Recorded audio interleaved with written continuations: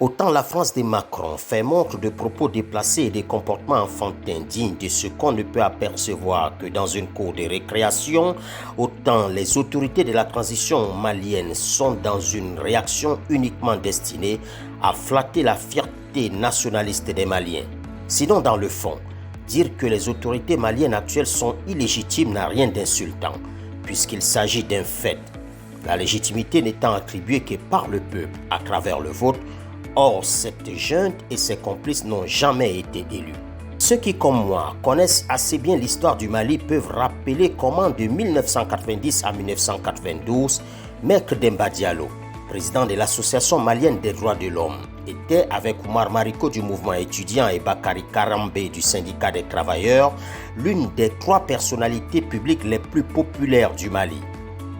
Candidat à la présidentielle de 1992, l'avocat qui s'attendait à un plébiscite de ce peuple, qu'il mobilisait par centaines de milliers dans les rues des villes maliennes, se retrouve dernier avec moins de 1% des suffrages exprimés. Il ne faut donc pas confondre la foule au peuple. La foule, ce sont ces manifestations de soutien à la junte militaire. Le peuple, lui, s'exprime dans les urnes. Et pour ce qui est de la dénonciation du caractère irresponsable des autorités de transition qui ont expulsé le contingent danois de Takuba, alors que l'armée malienne ne contrôle même plus 20% du territoire national, là encore les Français font simplement un constat auquel toute personne sensée devrait adhérer. Car c'est bien grâce aux coups de boutoir de Barkhane et Takuba que les groupes djihadistes qui semaient au quotidien la mort dans les villages et campagnes maliens sont aujourd'hui en net recul depuis plus de 2 ans. En neutralisant Mokhtar Belmokhtar et en éliminant plus d'une dizaine d'autres chefs terroristes intermédiaires, l'armée française et Takuba ont réussi à rompre la chaîne de commandement. On sait que les messages et ordres étaient généralement transmis de bouche à oreille au propre. Les terroristes, qui craignent l'interception de leur communication et leur géolocalisation, n'utilisent pratiquement pas de téléphone pour communiquer, sauf entre échelons subalternes. Mieux, le maillage territorial, la surveillance depuis le ciel et les nombreuses patrouilles de Barkhane et Takuba au sol, mieux entraînées et beaucoup plus équipées que l'armée malienne, ces quadrillages, disais-je, a réduit la mobilité logistique des terroristes presque à néant, parce que trop aléatoire et extrêmement risqué. Les katibas dans les zones reculées ne sont donc plus que très faiblement approvisionnés, voire plus du tout. Ce sont tous ces efforts des forces internationales qui expliquent l'accalmie palpable observée depuis quelques semaines, si ce n'est depuis quelques mois. Et cela n'est pas uniquement perceptible au Mali, mais dans tout le Sahel. En effet, les terroristes n'ont plus réussi à mener aucune attaque d'envergure, génériquement qualifiée de complexe, que ce soit au Mali ou au Niger.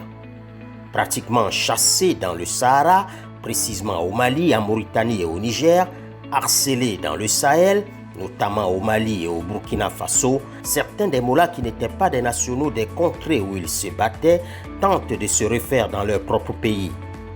Malam Dicko mène désormais la vie dure à l'armée chez lui au Burkina. D'autres cherchent à s'implanter en Côte d'Ivoire, mais également dans les septentrions du Bénin, du Togo et du Ghana. Pendant ce temps, le Sénégal a déjà identifié et suit attentivement les mouvements de ses apprentis probables futurs djihadistes.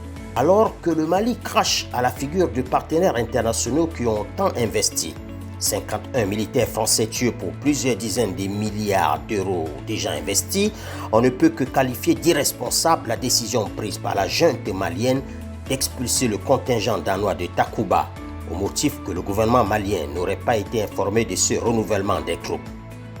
La junte militaire malienne et ses complices politiques sont dans un jeu, le jeu politique.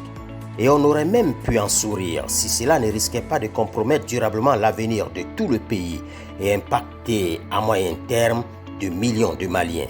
Les Maliens doivent savoir que la défiance à la France qui glisse dangereusement vers une détestation de l'Union européenne et des États-Unis auront des conséquences très graves sur leur pays. Ces États ont de la mémoire et la rancune dure. On enseigne qu'en diplomatie, on peut généralement tout obtenir d'un partenaire. Le secret résidant souvent dans la manière de demander et selon le moment où l'on fait la demande. À l'inintelligente, voire condescendante diplomatie par presse interposée de la bande à Macron, Les illégitimes autorités de la transition malienne répondent donc par la diplomatie spectacle pour divertir la masse endoctrinée. Ce qui est vrai est vrai.